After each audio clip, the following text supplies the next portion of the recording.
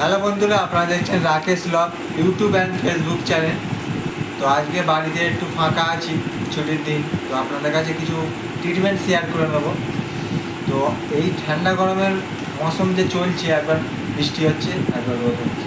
তো আপনাদের পায়রাকে ঠান্ডা গরমে ঠান্ডা লাগছে, এবং আমার পায়রার ক্ষেত্রেও হয়েছে। আমি যে ট্রিটমেন্টটা করেছি এবং সুস্থ হয়ে গেছে, পায়রা বেবি খুব ভালো খাচ্ছে।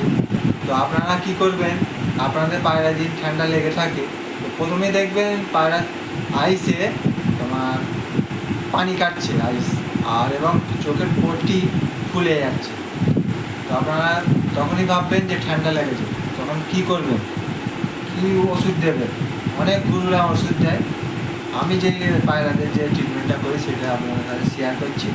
তো বাজারে মার্কেটে ওষুধের দোকানে গিয়ে এই পাউডারটা নেবেন, স্ক্রিনশট নিয়ে নিন বন্ধুরা। এই পাউডারটা নেবেন।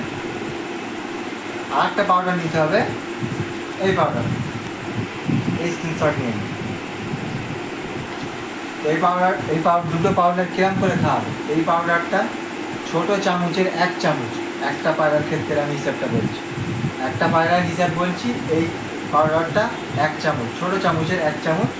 আর এই পাউডারটা হাফ চামচ, একটা পায়রার ক্ষেত্রে। ডাইরেক্ট গালেও দিতে পারেন এবং জলের সাথেও দিতে পারেন। ডাইরেক্ট দিয়ে দেবেন, দিয়ে সকালে দেবেন আর সন্ধ্যার সময় দেবেন। আর একটা মলম পাওয়া যায় চোখে দেওয়ার, সেটা হলো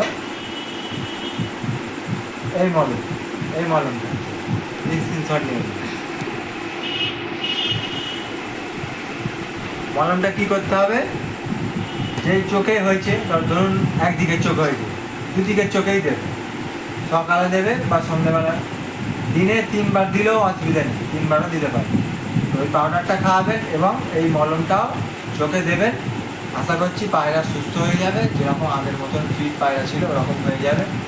তো যারা এই ফেসবুক থেকে দেখছেন, আমার চ্যানেলটাকে সাবস্ক্রাইব ফলো করে নেবেন এবং লাইক শেয়ার করবেন। যারা ইউটিউব থেকে দেখছেন, তো ইউটিউবে গিয়ে সাবস্ক্রাইব করবেন এবং লাইক শেয়ার করবেন। আমি ইউটিউবেও পায়রা বাড়িতে অন্য লফটে গিয়ে লফট ভিজিট করি, কিছু সেলও থাকে আমি ছাড়ি, এবং ফেসবুকেও একই নাম রাকেশ ব্লগ বলে আমি ছাড়ি।